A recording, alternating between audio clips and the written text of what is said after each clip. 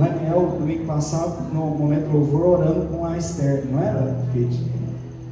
E aí, assim, eu nem postei, ainda não, né? Depois eu vou postar. Mas aí eu fico pensando, eu não tive a experiência do meu filho na idade dele, mas ele está recebendo uma... Eu não mandei ele lá orar, você mandou ele lá orar? Não, então assim, ele está vivendo nesse ambiente. Não sei o que vai ser do Raniel, é óbvio, mas eu estou tentando instruir ele, ensinar ele o caminho que se deve andar, como a Bíblia diz, e quando ser velho não vai se desviar dele, né? Não vai se desviar dele. Por isso eu falo, irmãos, né? Não vamos ser o sal dentro do saleiro apenas. O sal precisa estar dentro do saleiro por uma questão de organização, para ele atingir um propósito. Então nós estamos aqui como sal para um propósito. Essa cidade, ela geme, irmãos. Ela geme porque ela não conhece Jesus. Não estou falando, tá? Mas tem muita igreja evangélica que geme, que está cheia de um espírito de religiosidade, que está entretendo crianças, e que entra 200, 300 mil por mês, irmãos. E nós custa pagar o aluguel aqui. Você acha que o diabo não está retendo, segurando isso, irmãos? Você acha que o diabo está triste? Um consenso teológico, Coreia do Sul viveu um dos maiores moveres de Deus, irmãos. Estude. Coreia do Sul, irmãos, 4 horas da manhã, as vigílias nas igrejas da Coreia do Sul, igrejas presbiterianas, igrejas com teologia da prosperidade, 4 horas da manhã, fila lá fora, porque uma cultura do asiático, sabe que o asiático é disciplinado. O sul-coreano, antes de ir para o trabalho, ele não ia para o trabalho antes de orar no prédio da igreja. A maior igreja do mundo, desde Gyeongju, lá em Seul, na Coreia, irmãos, é 3 andares de gente, de vigília de madrugada. Há outras igrejas menores na capital, de madrugada, fila de gente orando. Os pastores nossos foram lá e testemunharam com seus próprios olhos, isso há 15 anos atrás. Mover de Deus, irmãos, na Coreia do Sul. Theo Hayashi, há 2 anos foi na Coreia do Sul e chegou com um relato. Daqui 30 anos, a Coreia do Sul, que experimentou do mover de Deus, daqui 30 anos, vai ter menos de 5% da população evangélica. Sabe por quê, irmãos? Porque não cuidar das crianças. Igreja Deus é Amor, 1.380.000 membros no mundo. Fizeram um levantamento, os anciãos da igreja, mais de 1.300.000 membros, com mais de 40 anos, 80.000 jovens, no meio de 1.380.000. Por que eles assustaram com os dados? Porque na maioria das igrejas, a maioria é jovem, não é adulto. Mas na Deus é Amor, 1.300.000 eram acima de 40 anos. Chegaram num consenso. Daqui 30 anos a Deus é Amor vai entrar em extinção. Começaram um trabalho agora, que o Rafael estava lá, o Davi Miranda Neto, que é o neto do fundador da Deus é Amor, Davi Miranda Neto, começou um trabalho com jovens fora da Deus é Amor, com o Ministério Regenere, né? Não é o Wilson, Regenere, né? Do Davi Miranda Neto, né, mano? Acho que é uma coisa assim. E está lá com 6.000 jovens em São Paulo. Não dá para entreter crianças, irmãos. Vai nessas igrejas que tem muito dinheiro aqui em Itaberaí, que tem muita gente, que tem congregações espalhadas. Vai no culto de jovens deles. Vê quantos jovens tem, irmãos. Na nossa cara, na nossa frente, no nosso terreno, aos nossos olhos.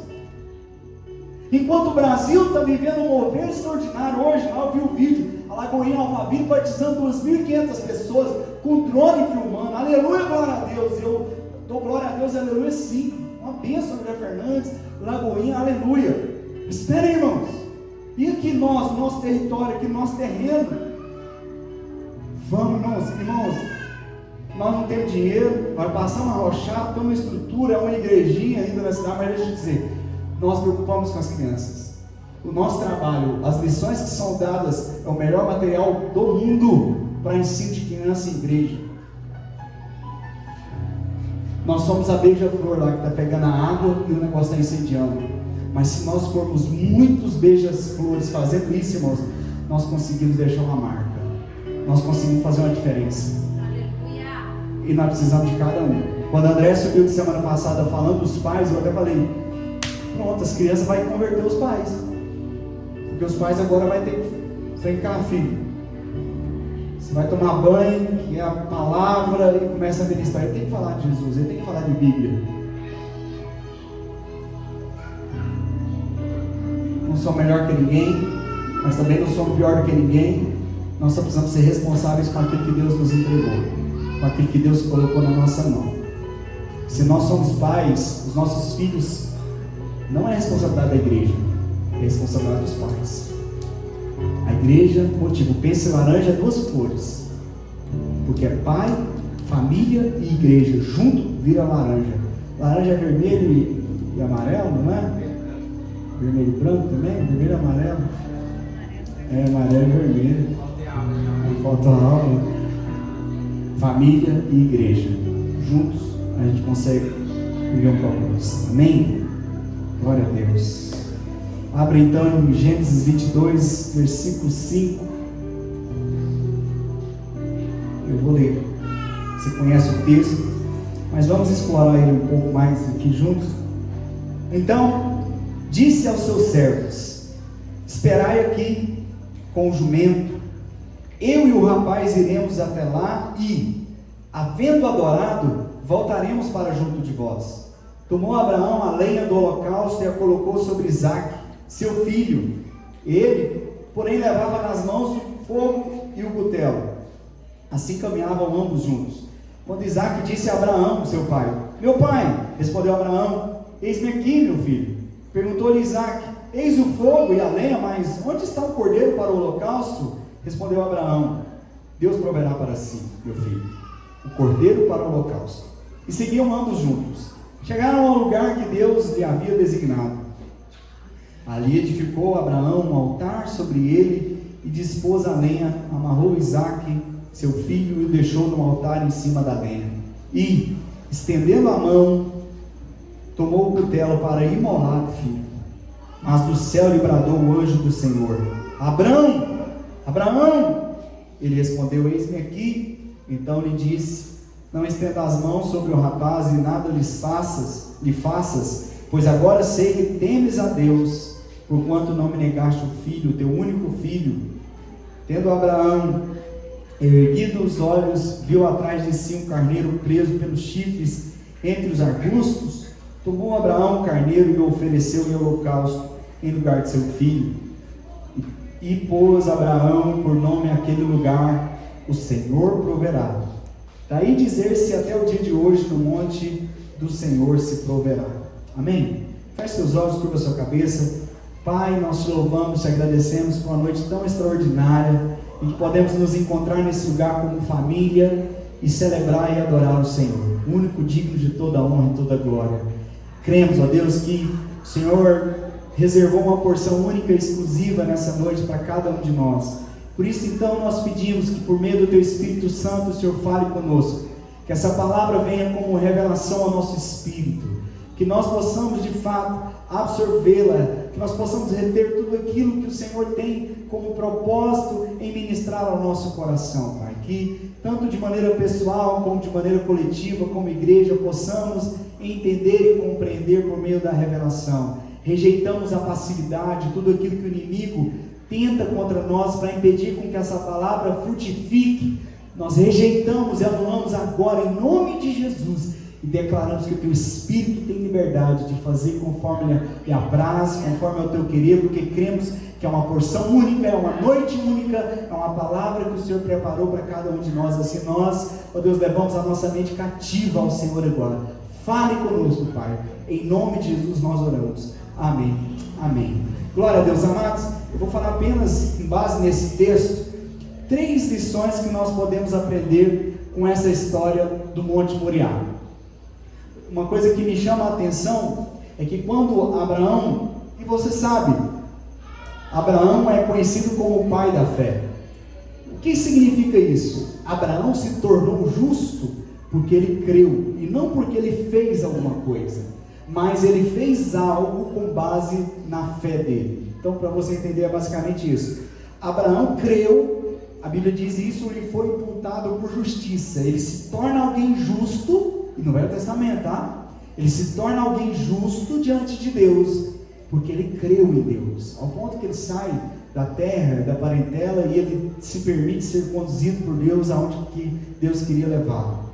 E ele nem desfruta, ele nem entra na terra. Você vai ver que lá na frente é que surge essa terra, Canaã, que hoje é onde é a cidade de Israel, para resumir rapidamente aqui. Então, Abraão é esse pai da fé. Hebreus chega a falar sobre isso também. Abraão é o pai da fé, porque era alguém que andava confiando em Deus. Ele confiava de tal maneira que essa fé expressa em obras. Ele revela a sua fé de tal maneira que ele estava disposto a matar o seu filho. Ele estava tão disposto que, se você ler novamente o texto que nós lemos, o anjo do Senhor aqui, que é o Senhor falando, fala duas vezes: Abraão, Abraão, que ele já estava, né? Deus teve que falar duas vezes, porque senão ele ia matar o menino, porque em Hebreus chega a dizer então que Abraão, ele cria tanto em Deus, a fé dele era tanto em Deus, que ele cria que Deus era capaz de ressuscitar o filho dele das cinzas, porque o holocausto é isso, o menino vai para cima ali, amarra ele, coloca lá em cima, põe fogo, queima, vira só cinza. E Abraão estava crendo que Deus podia trazer Isaac de volta das cinzas. Tamanha era a fé de Abraão.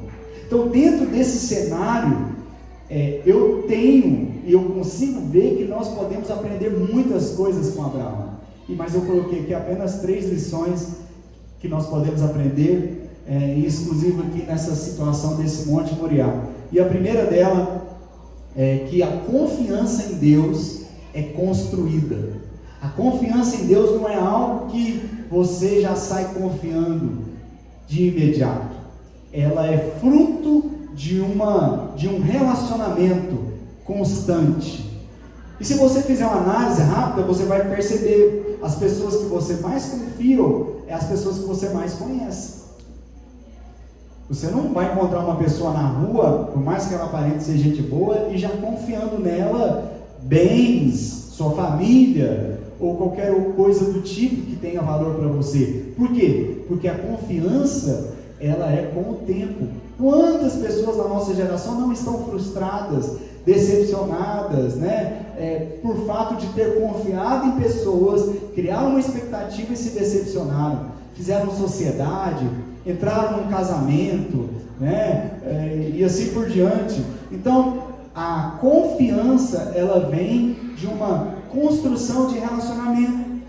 E com Deus, as pessoas querem um atalho, mas não existe, irmãos. Com Deus não é diferente. A confiança, ela é construída. Não é apenas uma questão de você mudar de... Você nasceu de novo. Eu vou pegar aí um exemplo mais prático. Nós nascemos de novo. Só que nós nascemos de novo é como um filho que acaba de nascer, uma criança que acaba de nascer. O fato dela ir ali convivendo com a mãe no colo, amamentando, a mãe cuidando e zelando, aquela criança se sente protegida no colo da mãe. Já viu o menino que não gosta de ir com ninguém? Já viu? Nossa, fulano não vai com ninguém, meu menino não vai com ninguém, vai e chora, não sei o quê. Por quê? Porque ele não conhece, ele não confia, é um ser estranho que ele está pegando. Então eu vou morrer, o que vai acontecer comigo? Será que ele tem peito para me dar mamar? Eu não vi. Então ele começa a chorar, porque ele desenvolveu um relacionamento nos braços da mãe ali, e ele confia, ali é uma zona de conforto, porque é ali que está cuidando dele. Então, nós nascemos de novo, e conforme nós desenvolvemos um relacionamento com o Senhor, é que nós então vamos confiando nele. É preciso conhecê-lo, como nós cantamos aqui, mais e mais, porque quanto mais nós conhecemos o Senhor, mais nós confiamos nele. Confiança gera paz. Quem não vive em paz, não confia em Deus. Eu vou repetir, porque ansioso aqui, quem não vive em paz, não confio em Deus. E confiança não é uma disciplina, irmãos. Ela é esse resultado de ir conhecendo. E nós só confiamos em Deus quando nós o conhecemos. E aí, se você está vivendo uma situação em que você precisa confiar no Senhor, passe a conhecê-lo, porque a confiança é natural de quem desenvolve um relacionamento. Quando você conhece, sabe, irmãos, e eu preciso falar desse assunto porque quantos jovens hoje saem numa noitada, numa festa, quantas mulheres, eu vou pegar as mulheres que são mais frágeis, e já numa noite elas se doam, se entregam para um cara, já deita na cama com ele, já se, fica despida, e o ponto mais profundo de algo íntimo é a nudez. Mas numa geração e num país como o nosso, e isso nós nem estamos no Rio de Janeiro, porque lá é o berço da sensualidade do país, mas isso está tão polarizado que entra na nossa mente sutilmente, e as pessoas aí fora, elas estão achando normal deitarem com uma pessoa que conhecem numa noite e confiam o seu corpo a alguém. O resultado é esses que nós estávamos falando daquela criança, que a mãe está grávida e que nem tem marido, de outro. Entende isso, irmãos? Está tão comum e normal que é só mais um numa lista. Então, falar de confiança hoje é muito difícil, porque está fácil demais. Quantos não estão sendo enganados com isso aqui sem ver? Tem gente apaixonada em Facebook, hein? Ainda existe Facebook. Porque tem gente que só sabe mexer no Facebook e acha mais fácil, mas se ilude. Eu já aconselhei mulheres mais velhas, que conhece um cara lá que é um coronel aposentado, que é um cara que mora no exterior, que promete levar para outro país, que vai vir visitar e vai conhecer, vai casar, e caem, são enganados, confiam, passa número de conta. Quantos casos você não vê na televisão? Pessoas que tiveram prejuízo financeiro porque confiaram em alguém que relacionou pelo Messenger, o Direct, ou o WhatsApp, e passa até número de senha, faz Pix, irmão. Está fácil demais. Então, é preciso falar de confiança, porque confiar parece que é algo está muito fácil hoje. Esse nível de confiança que eu estou falando aqui, citando esses exemplos práticos, só revela uma fragilidade, uma carência emocional. Uma carência emocional que é o buraco, o vazio da ausência de Deus no coração das pessoas que se doam numa noitada, uma noite. Eu estou falando de uma mulher que deita com um, mas tem uns que deitam com 3, 4 numa noite. Tem uns que trocam de homem igual troca de roupa. E de um homem que troca com mulher. Não, tá uma bagaceira, né, irmão? Também tem homem com homem, mulher com mulher, tá lascado.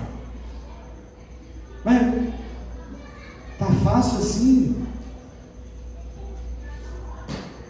Mas na hora de confiar a vida no Senhor, a gente tem dificuldade.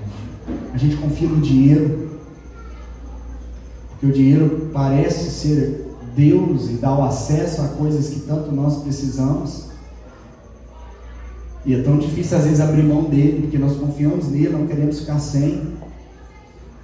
Mas na hora de confiar em Deus, irmãos, que é de fato onde nós deveríamos nos entregar por inteiro, doar-se completamente, confiar plenamente, a gente não faz isso.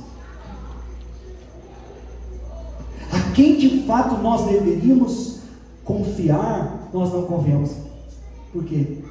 Porque nós só frequentamos estruturas religiosas e carregamos uma crença cultural dos nossos pais que nos transmitiram, ou do meio que vivemos, e Deus para nós é só isso, e a gente não convive, não tem uma vida de relacionamento com Ele, e limitamos a essa vida com Deus a um culto dominical. Até a Bíblia está difícil de ler. Eu quero dizer para você uma coisa: Abraão não chegou a esse ponto do dia para a noite. Abraão, ele construiu uma história de confiança. E em Gênesis 12, verso 1 ao 5, olha o que diz aqui, que é onde ele tem um encontro com o Senhor. Ora, disse o Senhor a Abrão, aqui ainda é Abrão: sai da tua terra, da tua parentela e da casa de teu pai, e vai para a terra que eu te mostrarei. Eu vou te mostrar, né? Você vai, só vai. De ti, Abraão, farei uma grande nação, te abençoarei, te engrandecerei o nome, se tu uma bênção, abençoarei os que te abençoarem, amaldiçoarei os que te amaldiçoarem, em ti serão benditas todas as nações da terra. Essa palavra se cumpriu. Partiu, pois, Abrão, como lhe ordenara o Senhor, e Ló foi com ele, coisa que Deus não tinha ordenado. Tinha Abrão 75 anos, quando saiu de Harã. Levou Abrão consigo a Sarai sua mulher, e a Ló, filho de seu irmão, e todos os bens que haviam adquirido, e as pessoas que lhes acresceram em Harã, partiram para a terra de Canaã, e lá chegaram. Irmãos, quantos anos tinha Abrão? Quantos anos, irmãos? 75